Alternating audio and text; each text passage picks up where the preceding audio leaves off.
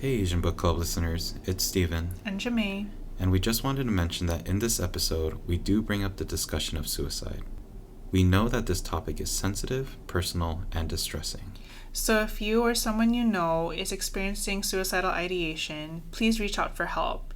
You can contact the National Suicide Prevention Lifeline at 1-800-273-8255 or text HOME to the crisis text line at 741-741. Or if you identify as an LGBTQ plus youth, you can reach the Trevor Lifeline at 1-866-488-7386. Please find help if you need it. We care for you. Take care.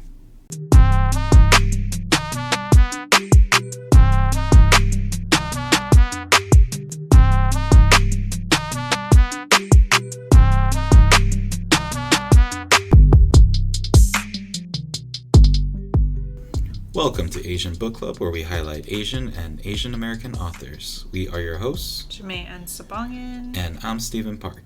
And today, we're going to continue with Pachinko, but within one of the scenes in this book, there's a scene where they're eating, and by they, I mean Noah and Hansu, and there's a specific mention about how they're eating. Yes. So, Hansu is, he's kind of enveloped in Japanese culture at this point.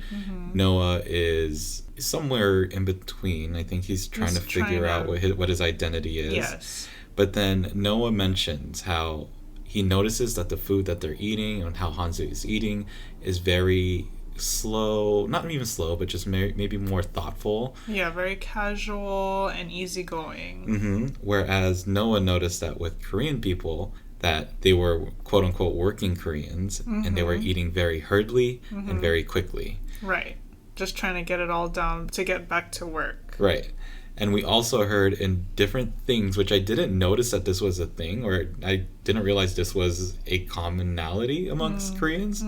But apparently we like to eat food very hot. Yes. That's something you mentioned. Right. Because my mom had a coworker who's Korean, and when things are hot, she just stuffs them in her mouth and she eats everything so fast, and in order to get it down, she fans her mouth and punches her chest and just keeps shoveling the food in her mouth. And my mom is always afraid for her and saying, slow down. And her answer or her friend's reply would be, I'm okay, it's fine. This is how I eat. There's also like a technique of having the food in your mouth and then you leave your mouth open and you fan by breathing. You Yes. So it's a technique that's used. I've also had times where I ate food so quickly that it's burned the roof of my mouth, but it doesn't hurt anymore. I just get blisters. And I'm like, yeah, this is kind of gross. But I was like, the skin's peeling off. That's new. But yeah, I didn't realize that it was such a commonality. Like, I thought that was just either me or my family. Like, I grew up with my older brother. Right. And so I think to get all the good pieces, we like hurried had to and fight for it. Yeah. So I thought it was just us. I mean, since dating you, I've noticed that you eat much more slowly. Well, but that's just a me thing. That's not a Filipino thing. Oh, yeah. But I mean, like, compared to, like, my pace of eating. Which is just very hurried. Right. And then that compared to how you eat is, like, very different. Oh, yeah. So I didn't realize this was a working class Korean thing. I did hear from my dad, my dad eats very slowly now. I don't know. I know one big thing is digestion and health. Yeah. But one thing that he did tell me was that there's mandated army service for Koreans. And so during that period, you have to kind of eat quickly because that's what you do in the army. Yeah. And so a lot of Korean men learn to eat very quickly to kind of make sure you are able to eat during those periods. And it's like 2 years of service. Right. So I know that's a part of it. I never did service. I just love food and I want all of it. So I try to put it all in my mouth as quickly as possible. Right. And that tends to lead you to getting full slower because you don't realize you're full until it's too late. Right. And on top of being full slower, it's also eating way more than I should have and then suffering the consequences later. Right. Yeah. I thought it was unique. I didn't realize it was such a unique thing to Korean people. Yeah, exactly. For sure.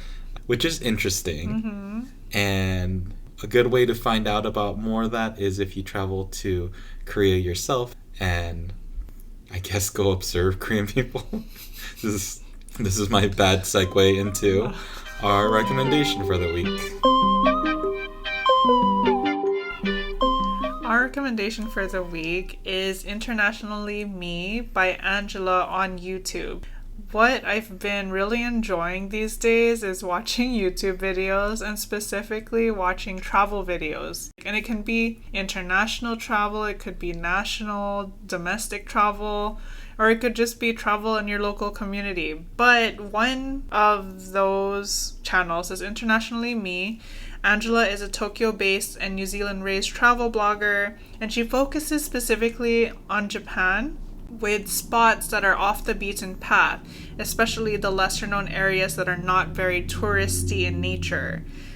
What I've also learned is that she's currently also offering travel consultations for personalized tips and recommendations for planning your trip to Japan, which I think would be really awesome because Steven and I have been considering going to Japan sometime in the future. We don't know when, but it's on our bucket list. Not anymore. Just kidding. What? Anyway, check her YouTube channel to learn more about how to contact her, and her YouTube channel is at Internationally Me, and you can also support her on Patreon at Internationally Me. Yeah, and that's our recommendation for the week. Okay, so we're on our 4th out of our 5 reads of Pachinko. And what have we learned so far? So, from the last read, we've learned that Hansu has come back from wherever it was he was hiding. We also know that Yosef goes to Nagasaki for work while the rest of the family stays on a farm and works there in safety. We find out that the war ends, and by the war ending, that means that Nagasaki and Hiroshima got bombed, which then led to Yosef getting hurt badly. We also know that Noah and Mozazu are growing up. Noah has always been wanting to go to Waseda.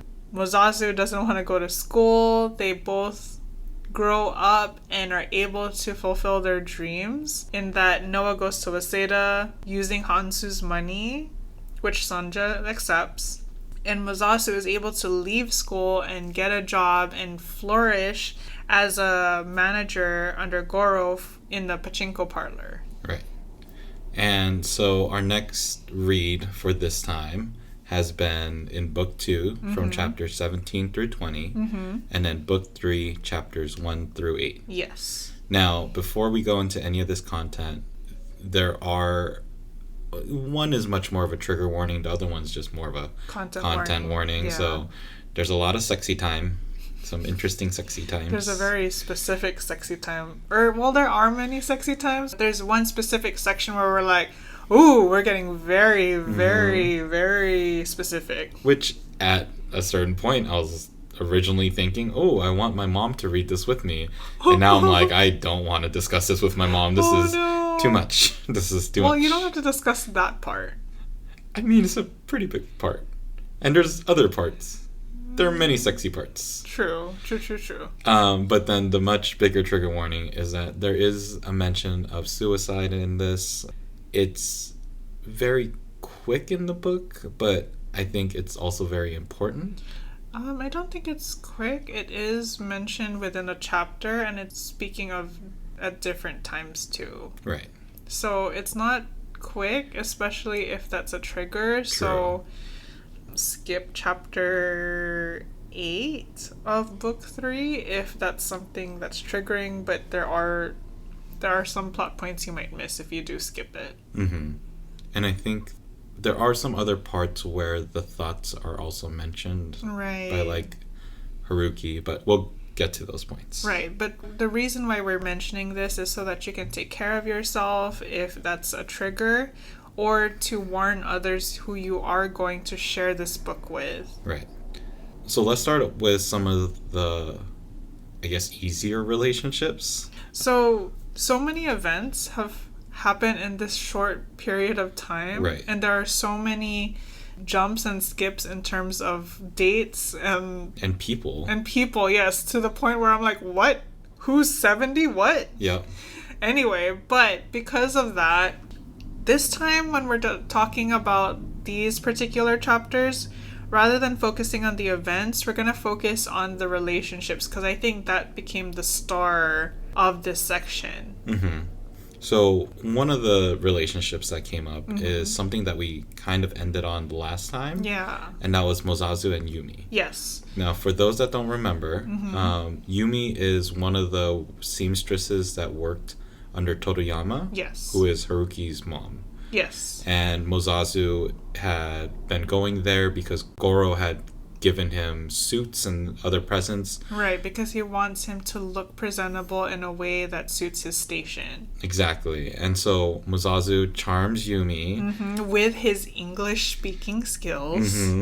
And so they have now gotten together and they have now formed a life. Right, and it happens so quickly. The fact that at first Yumi was not wanting to get with him, but then all of a sudden showing his language skills and showing that he wants to learn with her. I related so much to that because that's how I am. I am more interested in a person who is learned and who wants to continue to grow than a person who is very handsome. But it turns out that Mozasu is both. And so is Steven.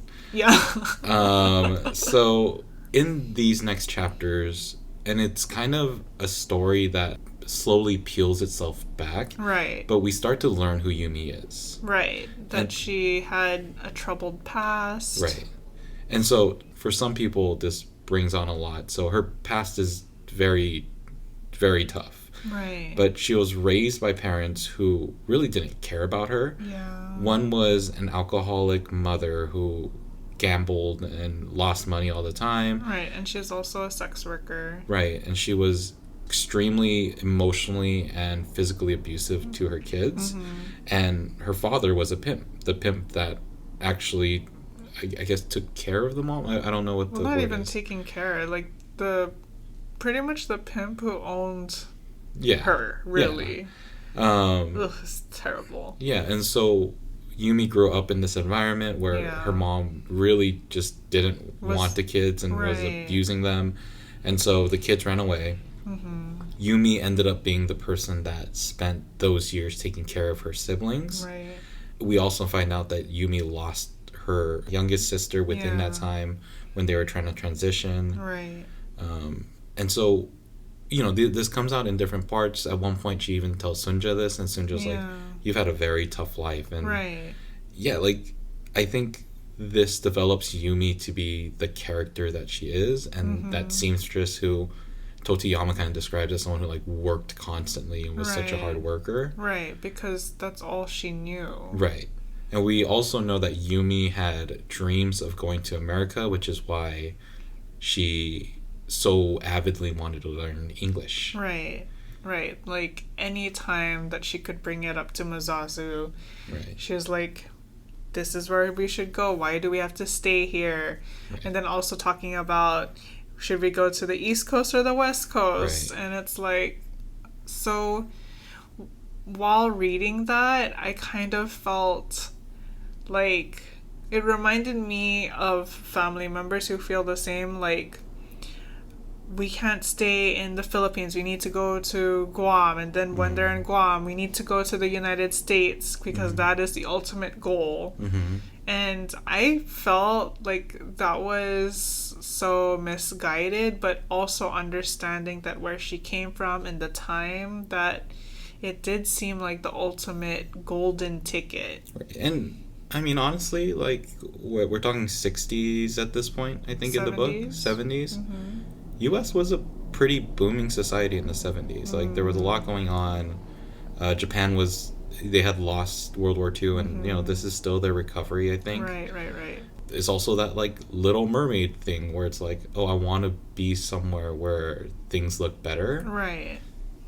It's something that seemed very reasonable. I feel like Yumi's not the only person in Japan, nor in the world, that wanted to go to America at the time. Fair. And it's also they couldn't go back home anyway. Right. So it's either move forward or get stuck, and it's more let's move forward then. Right. And so they're slowly building this family together. Yeah. They attempt to have children, and Yumi loses 2 pregnancies. Yes, because she was very adamant about working. Right. But the 3rd pregnancy is a little bit different. Mozazu pretty much encourages and I would say even maybe forces her to not work. Well, because they were able to find a doctor who told her to not work. Right. And then having the reassurance that Mozazu can continue to uphold the household. And then having Sonja there, too, to remind her not to do anything while she's the one doing all the work at home. Right. And I think that also having her presence there was enough to be like, oh, I'm not alone. I'm not alone with my thoughts. And I think that's another thing that she might have been afraid of. She didn't want to be by herself and be back into that situation where she was her and her sister and then her sister dying. I think that's something that she didn't want to face on her own. Right. And so this pregnancy is successful. Yeah. It gives birth to Solomon on this 3rd pregnancy. Yes. And we even find out on Solomon's 1st birthday that he picks the yen note. So for some people, you may not know this, but in Korean tradition, and I think this is uniquely Korean. Yes. But we have something called Tol, which is usually a 100-day celebration.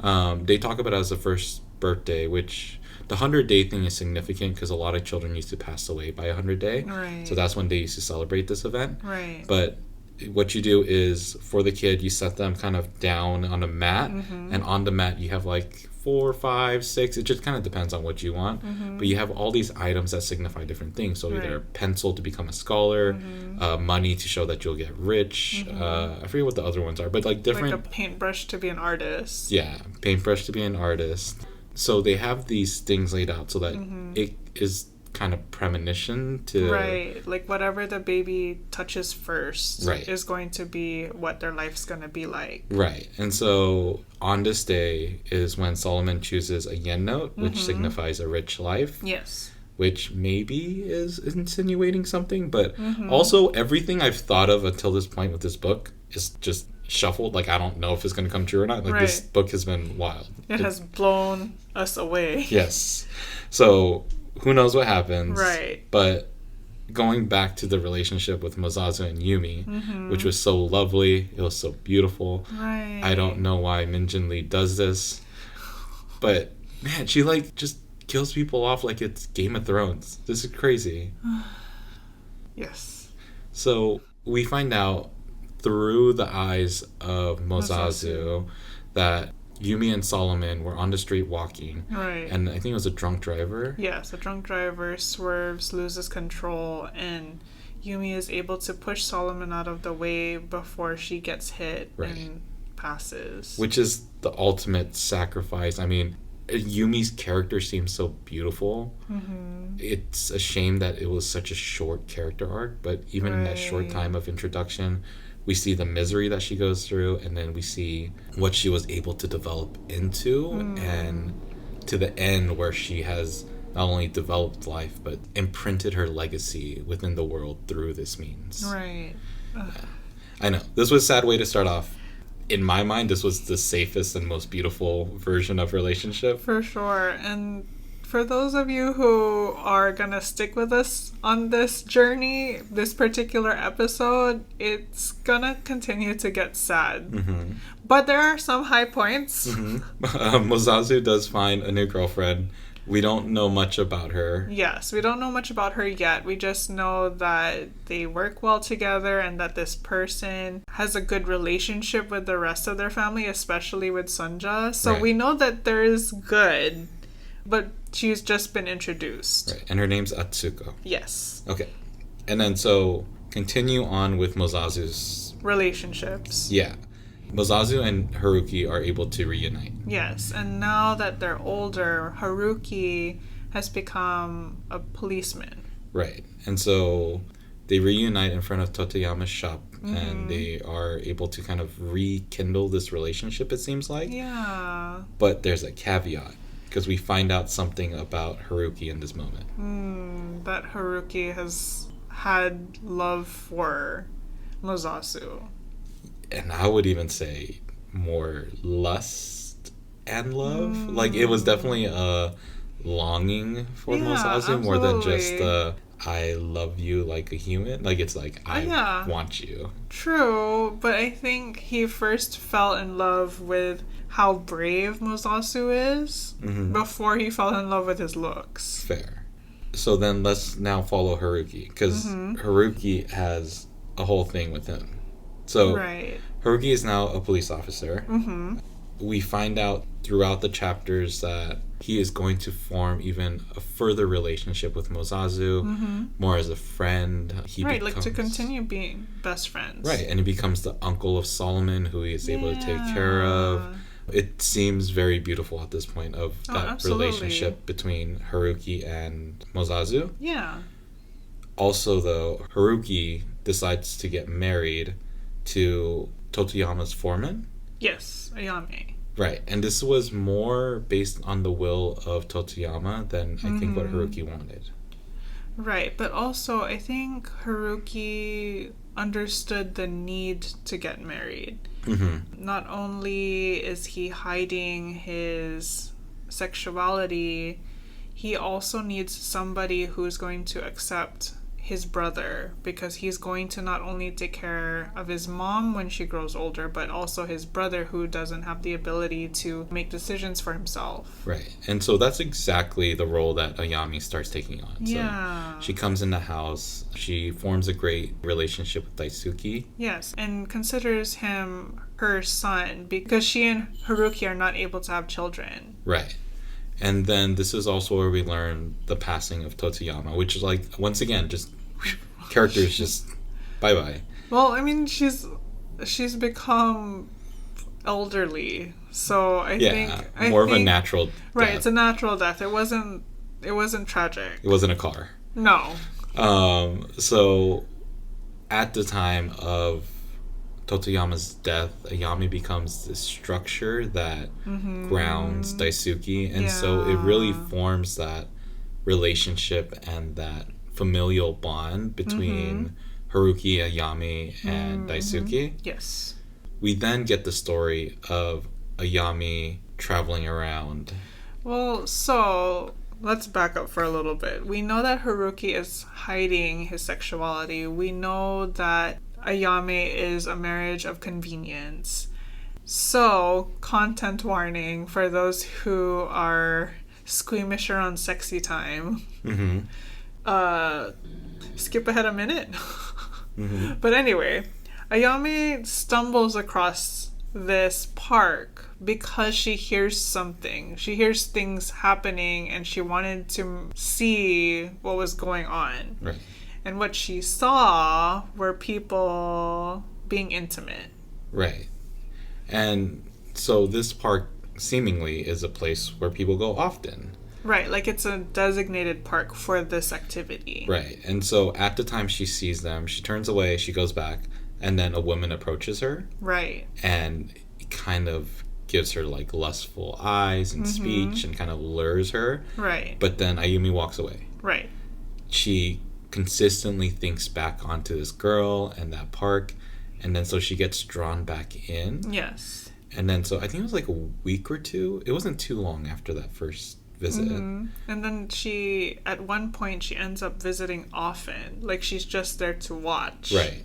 And so she goes back, she visits this park, and then she sees this person in a suit that looks just like a suit that she's made for Haruki. Yes. And then the closer she looks... It turns out it is Haruki with a man. Right. A young boy, even, it sounds like. I know. And so this is where Ayumi finds out that Haruki has been becoming intimate with other men. But I think for her, the hurt was beyond the fact that he's with a man. It's more that he is unfaithful. Plus, he hasn't wanted her for a long time. Right. I don't know. This was shocking. I think as soon as she went to that park and it said that two men were involved, I was like, ooh, is that Haruki? And it wasn't. I was like, oh. I felt like there was the foreshadowing. Like, this is how she's gonna find out. It's gonna happen soon. Which happened very quickly. Yes. Like, not a lot of time passed. Right. The sad thing is, yes, Ayami's in this really terrible relationship that I think otherwise it doesn't seem bad, but sexually she is confused. She doesn't feel like her needs are being met. Well, from what I interpreted, she's not very attracted to Haruki that way either. So, it's not that her needs are not being met, but she feels like she should be meeting his needs, but she's not.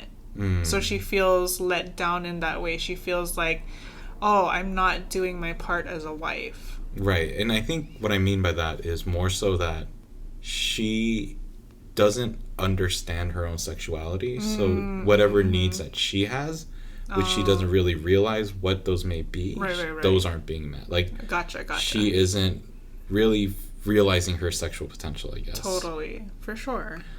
The hard part, though, is that we learn a little bit more about Haruki, and we find out that this isn't something that's new. I mean, we talked about how he had this longing for Mozazu as they were growing up. Right. So he knew that he was gay at one point, and he's been gay. Yeah, exactly. Right. So we knew that he was gay.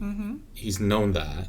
He's had the feelings for Mozazu to the point where, and this is, once again, content warning about things that are, a little bit more based around death and stuff, but Haruki wanted to take his own life. Now he feels the need to make sure that he watches over Daisuke, especially without his mom around. Right. With Ayami around, he cares for her and doesn't want her to go through that. So that's the reason he doesn't want to go through with it. Right. He feels anchored by them. Right. So his hiding of his sexuality is obviously a burden for him. Yeah, absolutely. So it's tough to see it, but also this day and age is not super kind to people being sexually open. Yeah, absolutely. Right. So switching gears, we're going to start talking about where I think we are starting to hit the climax of our current read. Yeah. But maybe even the book. Right, exactly. So, we've talked about Mozasu and his success. Now, let's switch over to Noah. Right. Noah is doing well at Waseda, and he meets Akiko, who we mentioned before is this very beautiful, maybe even hot person on campus. And they somehow just match up with each other. The really smart one and the really rambunctious one equals relationship. Well, he's fascinated by how she can defy authority. Right. Which, with the way that she talks in class and she approaches the professor. So he sees this person that I think Noah knows that he isn't.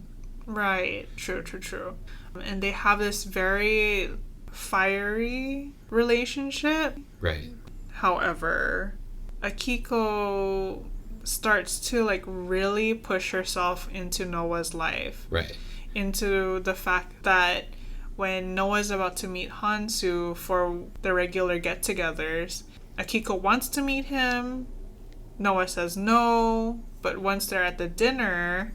Right. Wait. So before even mentioning that, that's not the first time that Akiko talks about his family. So Akiko has put herself into Noah's life multiple times, constantly asking to meet his family. So we're also told that Akiko studies, I think, sociology and somewhat of something based around human behavior. Right, exactly. So this is her being like a little project. Right. Her. And educationally curious rather than seeing Noah as a human, which is kind of what Noah constantly repeats in this book, is wanting to be seen as a human. Right, just being seen for himself. Right. And so Noah and Hansu have this dinner.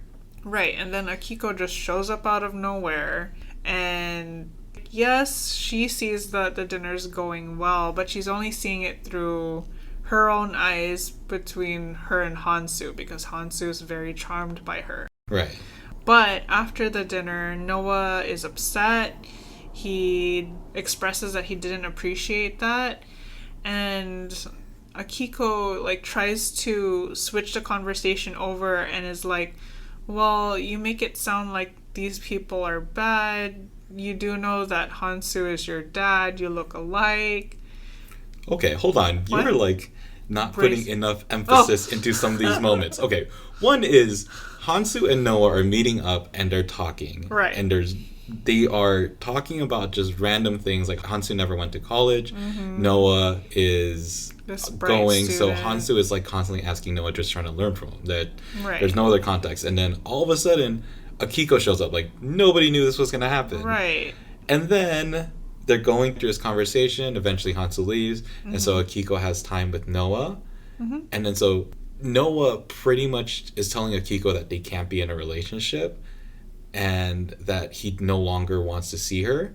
And this is where Akiko gets mad and she just, like, bursts out and it's like, Hansu's your dad. Hansu's a Yakuza. Like, she was so angry about it and Noah knows none of this. Right, and she's only just putting things together. It's not like she knows. And also, the reason why he wanted to break up was not just because she showed up, but because the way that she was talking about Noah, like, maybe you should meet my family and show them what a good Korean looks like. Right. Which, again, goes back to how Noah wants to be seen for himself, to be seen as a human, to be seen as a person. Right. But in actuality, Akiko just sees him as a project and it sees him as Korean first and foremost. Right. Although, I think Akiko has a lot of brilliance and she has a great sense in taste because she does talk about how Koreans are so handsome. Wow. So, I don't think she's all bad. Wow. I don't think she has any tact, but okay. I think she's very intelligent and has great taste in men. Wow. Anyways, so, yeah, like, this is the point where I think Noah's life is kind of turned around because, yes, Akiko has no actual evidence for any of this being true. Yeah. But Noah fully believes it.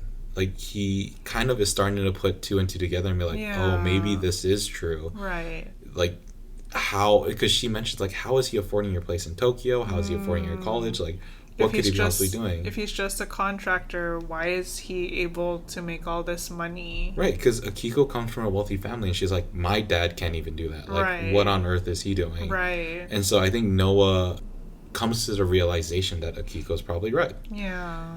So, this then leads Noah to try to figure out the answers to these questions that he now has. By confronting his mom, Sunja. Right. So he goes directly to the house and he talks to Sunja. And by reading it, it sounds more like accusing. Right. But also trying to just get answers of, are any of these true? It must be so confusing for him because he doesn't even have a day to think. He went straight from that dinner. Right, to his mom. And pulling her aside in the middle of nowhere. Right.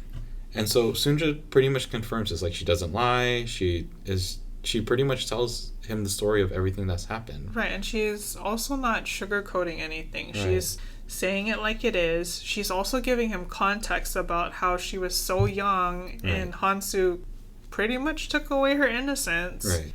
But all Noah heard was, Hansu is my father. Not only that, but Hansu, the Yakuza, is his father. Right. And he takes that to heart and he's like, my blood is dirty. Right, because for Noah, he's been trying to find this identity. And it's like, am I Korean? How do I become Japanese? Mm-hmm. And this is his biggest concern. And now he goes into this point of, I have the blood of a gangster, which they have been seen as some of the worst people. And so I think he carries on this burden of his father of being this really awful person. Right.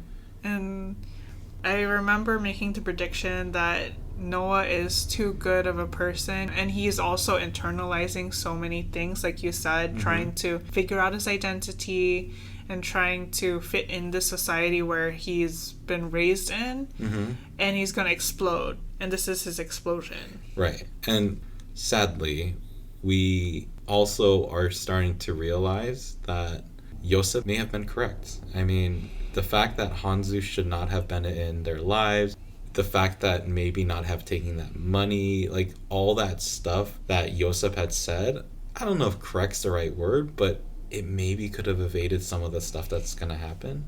I'm gonna take a different stance. I think if they were just honest about why Hansu was there, maybe things could have been, like the context could have been built in.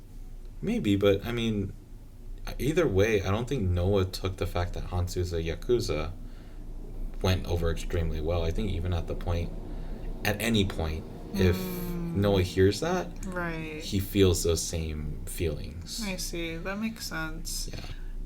I just don't want Yosef to be right. Right. Which he's not even in these chapters. I don't know where he is. All we know is that he's getting worse. He's still ill, and they're still taking care of him. Right. And I'm like, wow, this guy is going to live forever. Right. So, upon the realization of his bloodline, Noah is extremely upset. Mm-hmm. He doesn't want Hansu to pay for Waseda, so he's going to drop out. And also, he wants to leave and doesn't want the family to ever follow him. Right. And doesn't want anyone to know where he is. Right. Like, totally cutting everyone off. Right. And this is where we find that relationship between Hansu and Sunja. So because Noah is now gone, we see the first time in this book that Sunja has to go ask for help. Yes, from all people, Hansu. Right. And so if we think about all the scenarios that she's been in, from being destitute, having no food, having no future, to now, her child is the one thing that brings her to her knees to go find Hansu, and not even just find him, but have to confront his wife. Yeah. Have to beg for some kind of assistance. Right. Or any assurance that assistance will come. Right. And sadly, she gets none for a really long time. As in years. Like, I cannot believe that Hansu left her on red for 6 years. 6 years. Like, oh my gosh. So much can happen in 6 years. Yeah, and so Hansu is trying. Like, I think the book explains how he was trying to find Noah but couldn't find him. And so he just didn't want to connect with Sunja because he didn't want to give her hope. Right, because he had no news. Exactly. So not the best route, but at least he was trying. He knew that this was going on. Fair, but when he shows up at the funeral of Yumi, he still has nothing. Right. So he could have done that a long time ago, I think. Fair. So Hansu re-enters Sunja's life a little bit. They are talking a little bit more. And the reason he re-enters is because his news isn't because of Noah. His news is personal. Right. I think it was very narcissistic of him to come to her with this news, because the news is that he has prostate cancer. Right. And to come to her with this news, I feel like he expects her to fall to her knees and want to reconnect. Right. And the way that he does that is by saying that he's dying. Right. And has prostate cancer. But he's not dying. Well, what he says later when Sunja approaches him by saying, "You're not dying of prostate cancer," which is what he says. He says, "I'm not dying of prostate cancer." Later, what his correction is, "Well, we're all dying." I wanted to slap him. I do not condone violence. However, I literally eye-rolled and I was driving. And I shouldn't be eye-rolling while driving. And so Hansu does find Noah. And in this new life of Noah, he's completely different. He no longer has the name Noah. I think he goes by a Japanese name because he wants to completely erase his Korean heritage. He doesn't want anyone to know. Right. So his name is now Nobuoban, and he has moved to Nagano. So when we first meet his character, he is at this restaurant. Yes. And he's eating different foods and things like that, but the waiter is extremely friendly. Yes. Nosy. nosy, for sure nosy. But the waiter does help him kind of create a new life. Yeah. Because he says, hey, there's this person that owns a pachinko parlor. Irony. Exactly. And he helps Noah find a job that will not only set him up for his new life, right, but also make so much money that he can start not only paying his mom to give her money to survive off of, but also enough to pay back the money to Hansu for Waseda. Right, wow. Yeah, and definitely ironic because, I mean, there are many mentions in this book of Noah would never work at a pachinko parlor. Right, because it's, once again, quote unquote, dirty money. Right, and it's beneath him.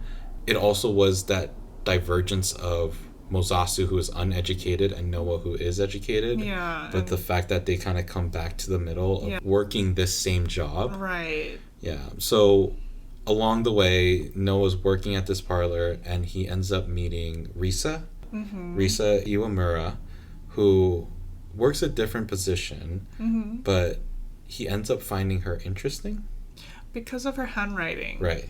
And he feels as though when he gets any of the memos with her handwriting, he thinks that whoever it is has some kind of lightness and joy or some kind of like grace. Yeah, like a connection to her. Yes, exactly. The story carries on pretty quickly. Yep. And Noah and Risa start this wonderful life. They get married. They have 4 children. But during this whole process, one, because of work, but also because he doesn't want his kids to feel shame, Noah never admits nor wants to show that he is Korean. Right. He essentially carries on as if his heritage was Japanese. Right. So let's re-enter with Sunja and Hansu. Yes. So Hansu comes back to Sunja, asks her to come in the car because he has now found Noah. He's gonna take both of them to Nagano. Yes. To go find Noah. Because he knows his routine. Exactly.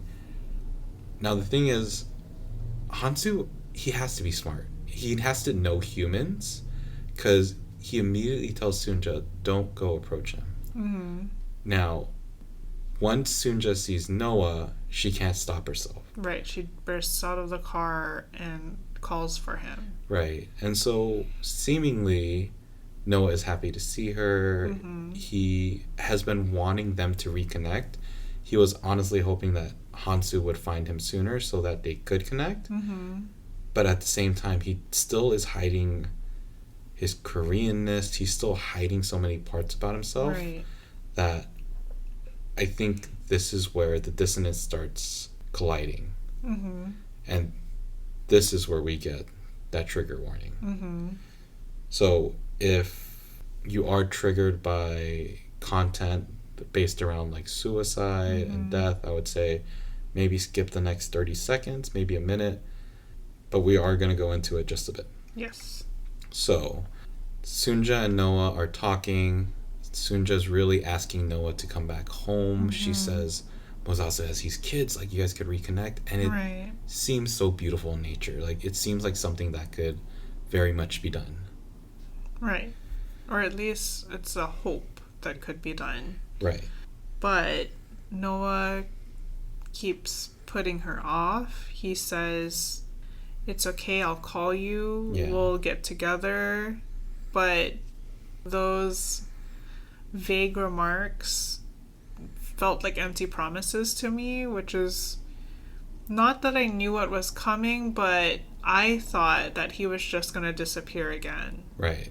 And Sunja also realizes that she never gave him her number to call. Right. So Noah never had intent to go through with this. Right. And we find that out pretty quickly because almost as soon as she left the pachinko parlor, we find out that Noah has shot himself. Again, a really quick death for a pretty massive character in this book. Right. Quick, sudden, big. Right.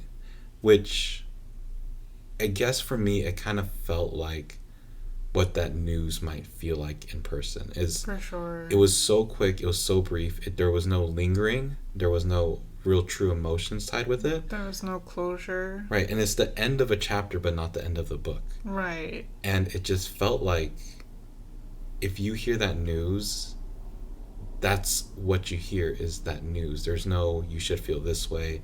This is what happened. It's, you hear what that news is. And it felt very real in the way that it all occurred. Right. It felt like walking and then suddenly falling off a cliff. Right. And that's how we end our read. Yep. It's chapter 8. Oh, that news that we for just real. got. Seriously. When I read that part, like, big F-bomb. That's what came out of me, and I was like, I cannot. I now need a cigarette and a drink, and I don't smoke, so. And now I'm going to continue the content warning, because I want to talk about some of the stuff that kind of was mentioned and brief that I think has meaning to the story. Yeah. But weren't massive talking points within this. Yeah. But there was a case that Haruki got once he moved to Yokohama. Yeah. Hana. And the original Yokohama. Yes. Yokohama. The original detective wasn't there, so he got this case about a 12-year-old Korean boy who commits suicide because of the bullying that he got. Right. For Haruki, this was very shocking. It seemed very out of place. Right. It really distraught him quite a bit, and this is the thing that brought back his own trauma and kind of led him to think about his own suicide. Like suicidal thoughts. Right. He then goes to talk to Mozazu, who is actually Mozazu comes to him and is like, why are you wasting all your money? Right. But he talks to Mozazu about this, and Mozazu's like, yeah, I went through the same thing. This seems like something that, a lot of Koreans went through. Right. For Haruki, obviously, it's a little bit different. But the other thing that Mozazu mentions is that it was maybe the stress of trying to become a good Korean. And he mentions this about Noah, because he says Noah, quote unquote, got tired of being a good Korean and quit. I was never a good Korean. I think that was the transparency of the two characters of Noah and Mozazu, which we saw completely different paths for. Right. I mean, it was really sad. And the link between this 12-year-old boy and Noah is so direct at this point. Exactly. Wild. Staying on a depressing note, for real. we also, I think, and this is a completely different content warning, which I think we forgot to talk about in the beginning, but there is a case of pretty direct, it's not domestic violence, but it's definitely violence. And it was very vivid. So, if this is something that triggers you, if this is something that, it's just not going to bring you joy to listen to, I would say skip over probably the next minute and a half or so. Yeah. But I'm going to talk about it now. Yes. Hansu. So when Hansu comes back to the funeral, he gets a notification from his driver that the girl in his car really needs him. It's an emergency, quote unquote. Right. And the girl in the car is like his 18-year-old mistress, Noriko. Noriko is like, oh, I just was lonely. I wanted you to take me shopping. Stuff that she does with her other, suitors and things like that. But Hansu's pissed. He's like, I'm at this funeral. I'm trying to show respect. Right. I just don't think he was having any of it. And then he pretty much just beats her. Yeah. Really badly. And I think they even say, to the point where she can no longer work in this field and has to be sent off. So, really badly. Yeah. I think the scene was so important. Obviously, it's terrible. Yes. But I think it needed to have this because Hansu, for me, I know he's a bad person, but I couldn't put direct images or direct actions to that negativeness. It was always he's Yakuza. Yeah, he's kind of trying to manipulate Sunja, but it was all stuff that was more, it wasn't as tangible. But once this happened, it's this is the darkness that we knew had to be underlying come very much to life. For real. It's very ugly, very dark. Right. I always knew he was a devil. Well, I think we could all have insinuated that, but once again, he still has love for Sunja. He still, when he was looking for Noah, he has lust for Sunja. There was one section where he's talking about remembers her being innocent and then getting hard because she's innocent. And I'm like, gross. Right. I think for him, this is love. Like, this is the closest to love. Because when you compare Sunja to his relationship with his wife, he absolutely doesn't care about his wife. Like, like, he's never home, like, nothing. So I think this is probably the closest that Hansu has to love. I guess, if a monster can love. Right. So I think the way that he treats her is in a very loving way. He's always trying to provide. He's trying to do things. Like I said, when he was providing for her when she was poor and, like, trying to create the kimchi business and stuff, he still stayed in the background instead of trying to take on that applause, that reverence. He was just like, I want you to be healthy. I want my kid to be safe. So in that way, in my mind, I thought, okay, he's not all bad. He's still a human. Even the way that he talked to Noah, it seemed very much fatherly. Like, he wanted to get to know his son better. So there were characteristics about him that seemed not only human, but good in a way. But knowing that he's Yakuza, knowing, like, these other components, that there's no way that he could be a good person. And then for this scene to come out, it was, like, very actual. Very vivid. Yeah. So these are points, I think, that are going to start leading us into further discussion. The other point is that Hansu also meets Haruki. This is when Haruki comes to the house to play with Solomon. Right. And Hansu actually gives Haruki a business card if he's ever interested in transferring to a job in Tokyo's police precinct. This is where I want to lead into predictions. Okay. Because I've gotten all my... Like, I feel like I kind of got some predictions right, but I don't know what's happening anymore. Like, new characters are coming in, and then they leave. And then new character enters, they leave. It's like... And then a character that we loved and followed all of a sudden also leaves, but not in the way we think leaving means. Right. Like, we don't even know what happened with Goro. Right. What Chung-ho is maybe in Korea, maybe not. Well, he's in North Korea, so we know it's not great for him. Right. So, and then Yosef is dying. But not really dying. And then his wife is just taking care of Yosef. Yeah, we have no... Anyway, so there's so much going on. And so little information at this point. Right. So what are your predictions as we get to the end of this book? I think things are going to end badly between Hansu and Sunja. Like, I don't know if there is any foreshadowing with the one scene that we talked about, but I think it's not going to go well between the two of them. I think, or maybe it's more, I hope that things go well for Mozasu and Solomon, but I think it's just the two of them who get a bright ending.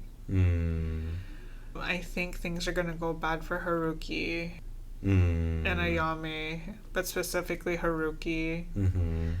Who knows what's going to happen to Risa at this point? She might just disappear with the rest of the other characters that we no longer see. Right.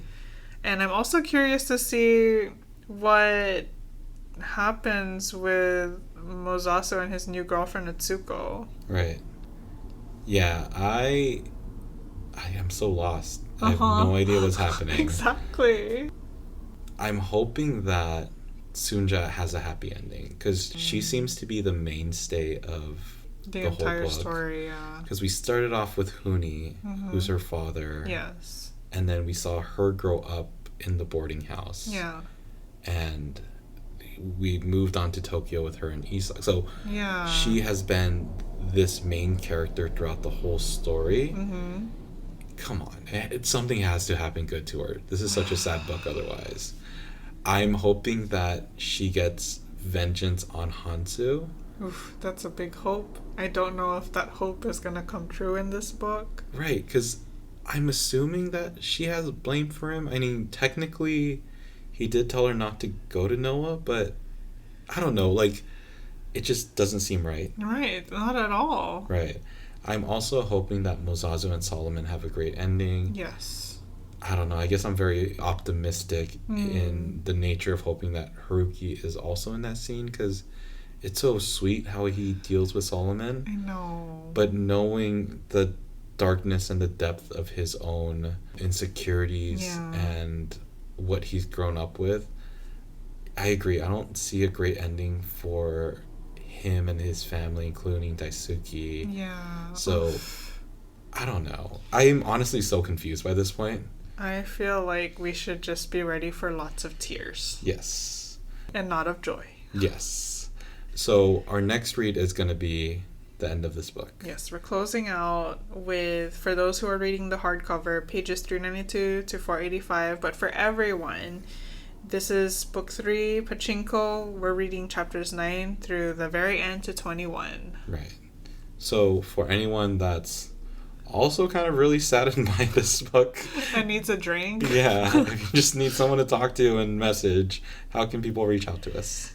Please reach out to us through email at asianbookclubpod@gmail.com. You can also write to us through DMs or comment on Instagram at asianbookclubpod. Right. And we also have our website at asianbookclubpod.com, which also has our bookshop where you can find this book if you still want it, and other books that we have read, will read, and suggest. But we appreciate you going through this with us. It's a heavy read, but it's also been a beautiful story. Yes. So I wish upon all of you, be happy, be healthy, and go read a book. Ingat. Bye. Bye.